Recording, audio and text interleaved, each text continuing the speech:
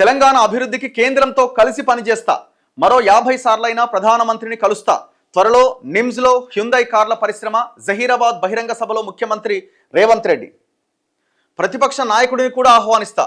ప్రతిపక్ష నాయకుడికి విజ్ఞప్తి చేస్తున్నా. శాసనసభకొచ్చి ప్రజా సమస్యలపై చర్చించాలని ఆహ్వానిస్తున్నా. పాలనలో ఏమైనా తప్పులు చేస్తే సూచన ఇవ్వండి. అవసరం మేరకు సరిదిద్దుకుంటాం. అధికారంలో ఉంటేనే అసెంబ్లీకి రావడం, లేకుంటే ఫామ్ హౌస్లో పడుకోవడం సరికాదు. ఆయన ఫామ్ హౌస్లోనే అంటాడు. ఆయన రాడు. ఆయన గంతే. ఆయన పనే గంత. ఆయన గంతలనే ఉంటాడు. ఇప్పుడు ఆయన సలహాలు చెప్తేనే మీరు సమస్యలు పరిష్కరిస్తారా? మాలాంటి వాళ్ళు చెప్పిన వాటిని కానీ ఇంకా చాలామంది, చాలా సీనియర్లు, పెద్ద వాళ్ళు, ప్రజా సంఘాల, పౌర హక్కుల నాయకులు చెప్పిన దాన్ని మీరు ఫాలో గారా? మేము ఎన్ని అంశాలు బయటపెట్టినాం, అవినీతికి సంబంధించిన, కరప్షన్కి సంబంధించిన అంశాలు మీ ముందు పెడితే ఒక్క అంశం మీదనైనా ఒక పరిష్కారం దొరికిందా? రేవంత్ రెడ్డి గారు ఒక ఆన్సర్ చేయండి. నేను ఒక స్కామ్ బయటికి తీసుకొచ్చిన.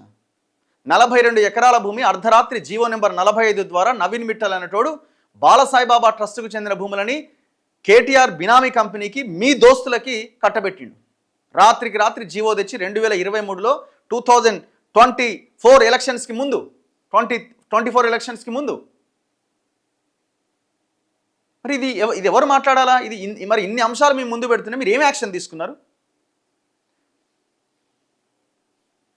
ఇప్పుడు కేసీఆర్ వచ్చి చెప్తేనే ఇక అది అయినట్ట.